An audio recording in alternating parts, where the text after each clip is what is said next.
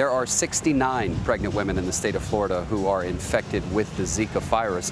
And tonight, the CDC, the federal officials, will not confirm or disclose how many of those women actually contracted the virus locally. As of now, we think that all of them are travel-related, meaning those women traveled outside of the country, and that's how they got it.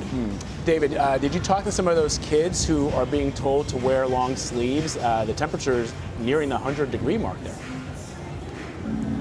Yeah, we've been dabbing our heads of sweat all day. You know, the kids were resilient and kind of shrugged it off in a way. I saw this morning when we were actually live for CBS this morning, most of the kids got off the bus wearing pants and long sleeves. Not as many had long sleeves, though, but I mean, again, it was 96 degrees here today. You can understand why. There was somewhat of a stench of repellent in the air. It's interesting, Vlad. Repellent is not allowed at school. You can't bring it and apply it at school. You have to do it at home. That's because there may be kids who are allergic to it, so they don't want you spraying it at school. So a lot of kids did come prepared. You heard the superintendent of schools in the piece say, for the most part, I was kind of surprised. Not very typical to see them dressed in that type of warm clothing when it's so hot. And David, we know that Congress has not really funded any kind of federal dollars to help fight this Zika outbreak. What are people saying out there? Right.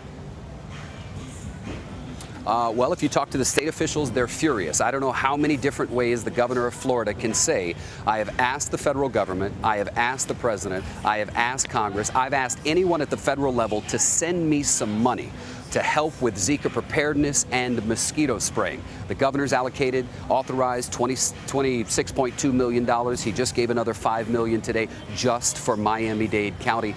But the officials are furious with the federal government, furious. And people on the streets say rightfully so. But Vlad, it's also important. We don't want to overhype things. If you talk to people who are out on Miami Beach tonight, you're not going to find a lot of people in a Zika panic. For the most part, people are taking it calmly.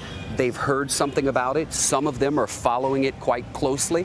But other people will tell you, the percentage that I get it is pretty low, so I'm not really changing anything. We've seen pregnant women walking on the beach sleeveless. Wow, that is remarkable. David Begnaud reporting for us tonight. David, thank you so much. You bet.